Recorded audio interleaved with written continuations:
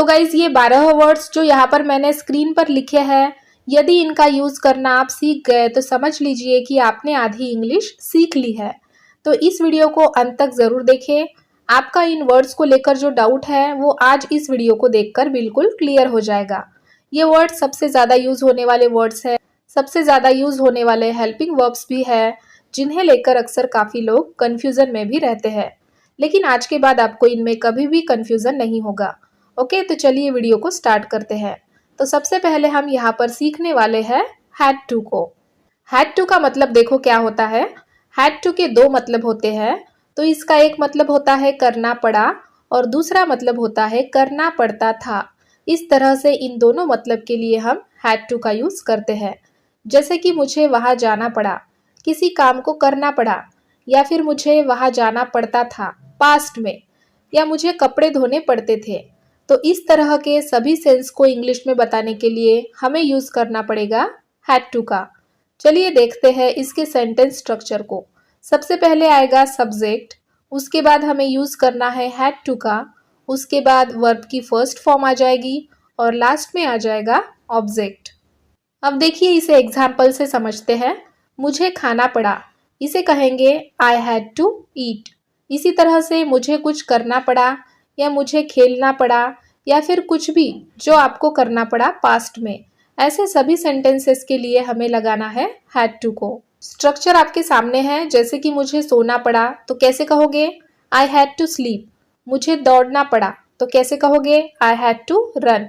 इस तरह से तो स्ट्रक्चर में सबसे पहले सब्जेक्ट आएगा, उसके बाद हमें हैड टू को लगाना है, उसके बाद जो भी काम आपको करना पड़ा उसको आपको हैड टू के बाद लगा देना है। जैसे कि यहाँ मैंने कहा है मुझे खाना पड़ा, तो यहाँ कार्य क्या किया मैंने, खाने का, तो यहाँ हैड टू के बाद मैंने ईट लगा दिया है। चलिए अब नेक्स्ट देखते हैं। उसे लिखना पड़ता था, तो इसे इंग्लिश में कहते हैं ही हैड टू राइट। अब यहाँ आप कंफ्यूज हो जाओगे कि पहले सेंटेंस में भी हैड टू लिखा है और दूसरे सेंटेंस में भी हैड टू ही लिखा है, तो इन दोनों में डिफरेंस क्या है। हिंदी में तो दोनों अलग अलग है, लेकिन इंग्लिश में दोनों एक जैसे कैसे लग रहे हैं। तो देखिए ये सब चीज़ें हमें कन्वर्सेशन से क्लियर हो जाएगी।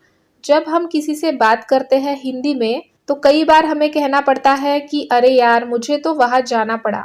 उसी तरह कई बार हमें ऐसा भी कहना पड़ता है कि अरे मुझे तो वहाँ जाना पड़ता था। तो इस तरह से वो कन्वर्सेशन ही कुछ इस तरह की होगी कि आपको खुद ब खुद उस सिचुएशन में क्लियर हो जाएगा कि कोई कार्य करना पड़ा या फिर कोई कार्य करना पड़ता था। इस तरह से इनका इंग्लिश में कोई अलग सेंस नहीं है। इंग्लिश में दोनों का एक ही सेंस है, हैड टू और उसके बाद वर्ब। और हैड टू जो है ये सभी सब्जेक्ट्स के साथ यूज़ होगा। ऐसा नहीं है कि ही के साथ अलग है, शी के साथ अलग है, यू के साथ अलग है, दे के साथ अलग है, नहीं, सबके साथ एक ही यूज़ होगा हैड टू। तो हैड टू का मतलब है करना पड़ा या करना पड़ता था। तो जब भी इस तरह के हिंदी सेंटेंसेस हमें दिखे तो आपके माइंड में आना चाहिए हैड टू। तो चलिए अब नेक्स्ट देखते हैं। नेक्स्ट है हैड। हैड का दूसरा यूज है चुका था, गया था, ली थी, दी थी। ये सिर्फ हैड का यूज है। ये हैड का सिंपल यूज है जो हम डेली नॉर्मल इंग्लिश की बातचीत में यूज करते हैं। आपने इसे पास्ट परफेक्ट टेंस में भी पढ़ा होगा कि चुका था, गया था, ली थी, दी थी, इस तरह के सेंस के लिए। जैसे कि वह जा चुका था, वह आ गया था। आपको यहाँ एक बात याद रखनी है, ये जो हैड है वो हमेशा अकेला नहीं आएगा, इसके साथ में दूसरा सेंटेंस जरूर जुड़ा होगा। इसको हम आगे क्लियर करेंगे। अब देखिए इसके स्ट्रक्चर को। सबसे पहले आएगा सब्जेक्ट, उसके बाद हमें लिखना है हैड, फिर आएगी वर्ब की थर्ड फॉर्म और लास्ट में होगा ऑब्जेक्ट। एग्जाम्पल देखिए, वह आ चुका था। अब देखिए सिंपली हम ऐसे ही किसी को नहीं बोल सकते जाकर कि वह आ चुका था, नहीं बोल सकते। तो इसके पहले या बाद में ज़रूर कुछ ना कुछ सेंटेंस इसके साथ जुड़ा होगा। जैसे कि मैं बोल रही हूँ कि तुम्हारे आने से पहले वह आ चुका था, तो तुम्हारे आने से पहले, तो इस तरह से सबसे पहले सेंटेंस है, उसके बाद मैंने बोला है वह आ चुका था। तो कहने का मतलब यह है यहाँ कि ये जो हैड है वो हमेशा किसी दूसरे सेंटेंस को अपने साथ लेकर के आता है और उसके बाद खुद लगता है। वह आ चुका था, ही हैड कम, इस तरह से। मैं खा चुका था, मैं खा चुका था, आई हैड ईटन, इस तरह से। नेक्स्ट देखिए, उसने खा लिया था, तो कैसे कहोगे? She had eaten. खाना खत्म होने से पहले उस लड़की ने खाना खा लिया था। तो किसी काम के खत्म होने से पहले कोई काम हो चुका था, इस वाले सेंस में हम हैड का यूज करते हैं। तो इस तरह से हैड कभी अकेला यूज नहीं होगा, हमेशा उसका कनेक्शन दूसरे सेंटेंस के साथ रहेगा। और केवल उसी सिचुएशन में हम हैड को अकेला यूज करेंगे जब हमें कहना होगा कि पास्ट में हमारे पास कुछ था। जैसे कि हम कहते हैं ना कि मेरे पास एक बाइक थी, मेरे पास एक कार थी, इस तरह से। ओके, चलिए नेक्स्ट देखते हैं। नेक्स्ट है हमारा हैड बीन। हैड बीन का मतलब होता है किया जा चुका था या फिर हो चुका था। अब देखिए, यहाँ चुका के जगह पर हम गया, लिया, दिया, खाया, पिया, इन सब का भी यूज कर सकते हैं। उसी तरह हैड बीन को हम एक तरह से पैसिव में यूज करते हैं। आपने पैसिव सेंटेंसेस तो सुने ही होंगे। हैड का यूज तो हम पास्ट परफेक्ट के लिए करते हैं, पर इसमें जब आगे बीन लग जाता है तो ये पैसिव में पहुंच जाता है। चलिए देखते हैं इसका स्ट्रक्चर कैसे बनेगा।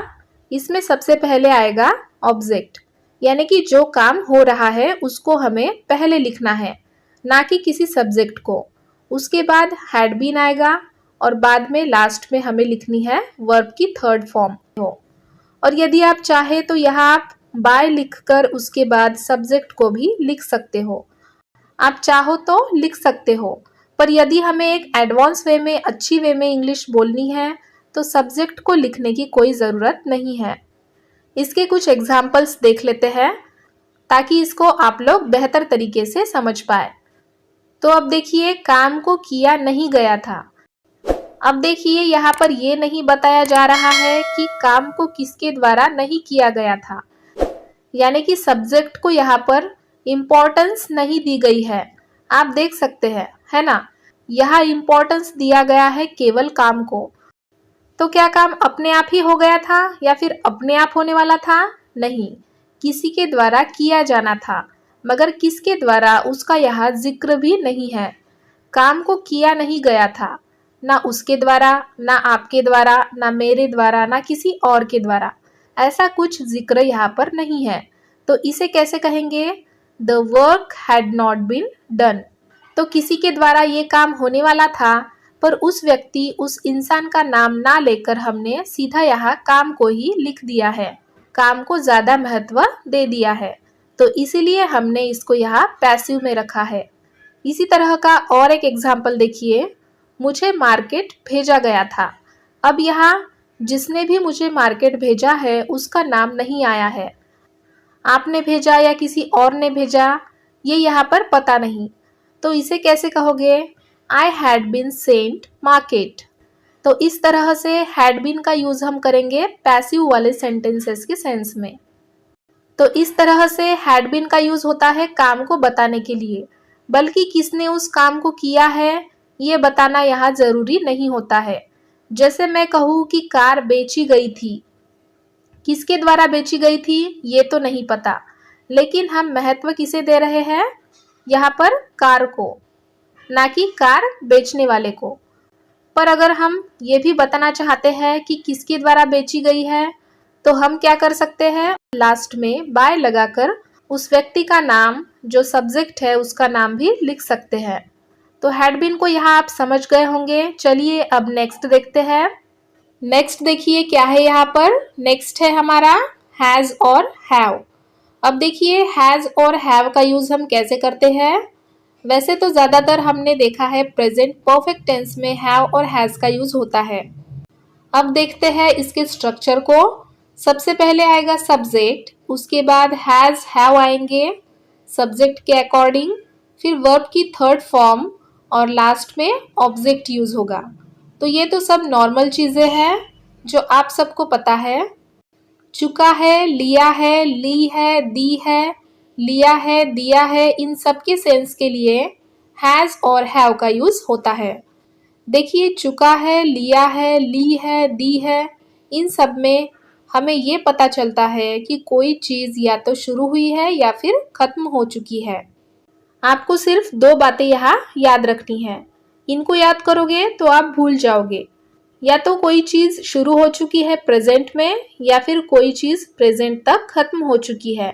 इस वाले सेंस को बताने के लिए हमें यूज करना पड़ेगा हैज और हैव को। ओके, देखिए कैसे एग्जाम्पल से समझते हैं। वह आया है, तो कैसे बोलोगे? He has come. वह आया है तो उसके आने का काम हो चुका है, खत्म हो गया है। इसको ही हम ऐसे भी कह सकते हैं कि वह आ चुका है, या फिर वह आ लिया है, ऐसे भी बोल सकते हैं। इस तरह से यहाँ पर हमने उसके आने की बात कही है कि वह तो आ गया है। तो इस तरह से हमें लिख देना है he has come, यानी कि कोई काम खत्म हो चुका है या फिर शुरू हो चुका है। नेक्स्ट देखते हैं, उसने एक स्कूटी खरीदी है।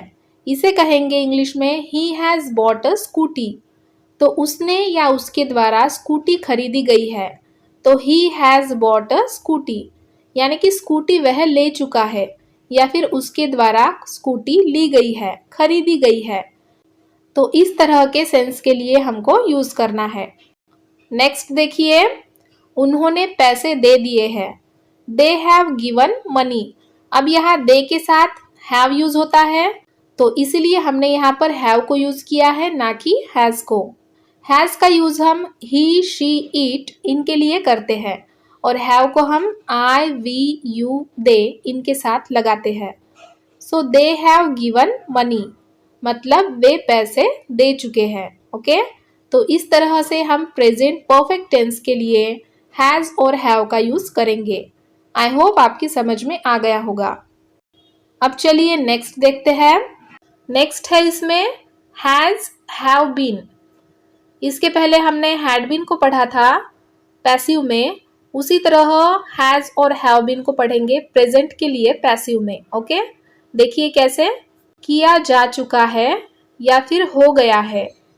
कोई काम सब्जेक्ट के द्वारा किया जा चुका है या फिर खत्म हो चुका है या शुरू हो गया है।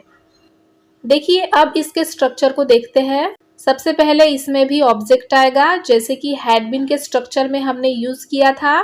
सेम उसी तरह सिर्फ हैड बीन के जगह हमें यहाँ हैज बीन या हैव बीन को लगाना है। ओके, एग्जाम्पल से समझते हैं।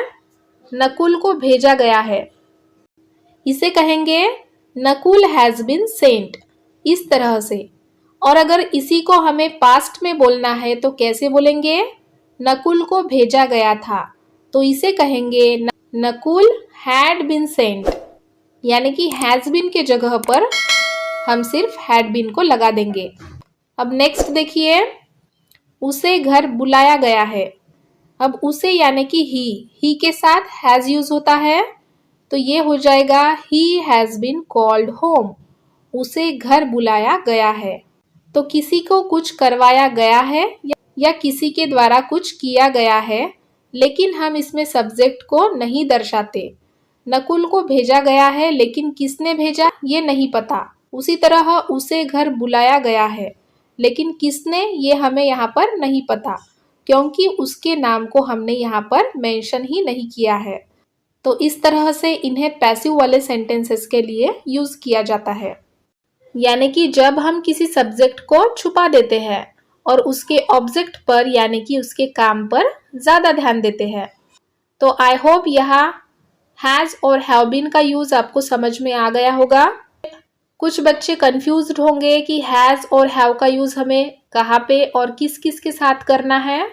तो यहाँ आप इसे समझ ले कि हैज का यूज होगा थर्ड पर्सन सिंगुलर सब्जेक्ट के साथ, यानी कि ही, शी, इट और किसी व्यक्ति के नाम के साथ, और बाकी के बचे जो सब्जेक्ट होंगे उसके साथ हम हैव को यूज करेंगे। चलिए अब नेक्स्ट देखते हैं। नेक्स्ट है हैविंग टू। हैविंग टू का मतलब होता है पढ़ रहा है। कोई काम किसी को करना पड़ रहा है, इस वाले सेंस के लिए। देखिए कैसे, इसके स्ट्रक्चर को देखते हैं। सबसे पहले सब्जेक्ट, फिर हेल्पिंग वर्ब, उसके बाद हैविंग टू, फिर वर्ब की फर्स्ट फॉर्म यहाँ आएगी, उसके बाद ऑब्जेक्ट आएगा। एग्जाम्पल ले लेते हैं, मुझे पढ़ना पड़ रहा है, तो कैसे कहेंगे? I am having to study. I am having to study, मुझे पढ़ना पड़ रहा है। नेक्स्ट, उसे खेलना पड़ रहा है, इसे कहेंगे he is having to play. उसे खेलना पड़ रहा है, he is having to play. इस तरह से। उन्हें खाना पड़ रहा था, अब उन्हें यानी कि दे।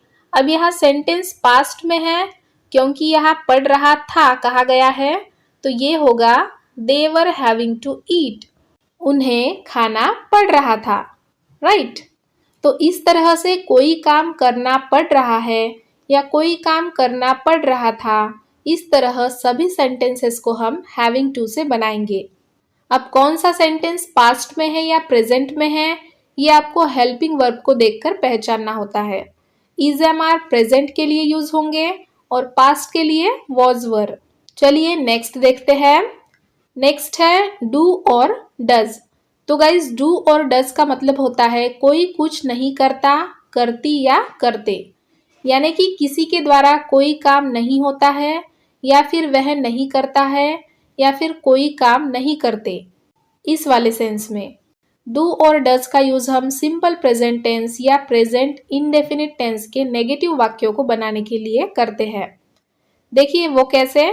सबसे पहले आएगा सब्जेक्ट, उसके बाद डू और डज इनमें से कोई एक, उसके बाद नॉट आएगा, फिर वर्ब की फर्स्ट फॉर्म और फिर ऑब्जेक्ट।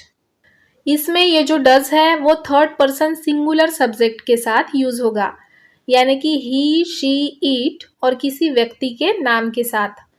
देखते हैं कैसे। फॉर एग्जाम्पल, वह नहीं जाता है, he does not go. He does not go. आप नहीं देखते हैं, यू डू नॉट वॉच। इस तरह से। फिर क्या वे नहीं खाते? ये एक प्रश्नवाचक वाक्य है और इसमें सब्जेक्ट है वे, यानी कि दे, और दे के साथ हम डू का यूज करते हैं, ना कि डज का। तो डू से सेंटेंस स्टार्ट होगा, do they not eat, last में क्वेश्चन मार्क, यानी कि क्या वे नहीं खाते? डू दे नॉट ईट, क्या वे नहीं खाते? यहाँ पर प्रश्न पूछा जा रहा है। तो कोई काम नहीं करते, पहले करते थे मगर अब नहीं करते या फिर हमेशा से नहीं करते, इस वाले सेंस के लिए हम डू और डज का यूज करते हैं। तो कोई काम नहीं करता, कोई कुछ नहीं करता, करती या करते, इन सभी सेंस के लिए हम डू और डज का यूज करते हैं। नेक्स्ट देखते हैं, जो कि है डीड। अब देखिए डीड का मतलब होता है किसी ने कुछ नहीं किया, यानी कि पास्ट में किसी ने कुछ नहीं किया। सिंपल पास्ट के नेगेटिव सेंटेंसेस को बताने के लिए हम डीड का यूज करते हैं। इसका स्ट्रक्चर देखिए, सबसे पहले सब्जेक्ट, फिर डीड, उसके बाद नॉट, फिर वर्ब की first form and then object. तो इसका नेगेटिव में सबसे ज्यादा यूज होता है, इसलिए इसमें नॉट आया है। एग्जाम्पल देखिए, वह नहीं गया, ही डिड नॉट गो। आपने नहीं देखा, यू डिड नॉट वॉच। उसके बाद क्या वे नहीं आए, did they not come, did they not come, क्या वे नहीं आए, इस तरह से।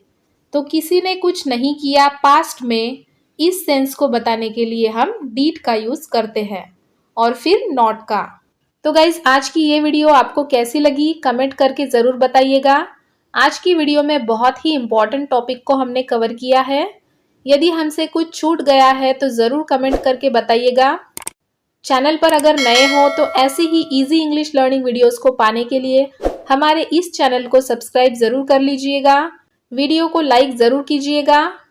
मैं फिर मिलती हूँ आपसे अगले वीडियो में एक नया टॉपिक आप सब लोगों के लिए लेकर। Till then, keep learning, keep practicing, keep sharing, keep watching English Yarn, stay connected. Thank you so much for watching this video guys. Bye bye and take care.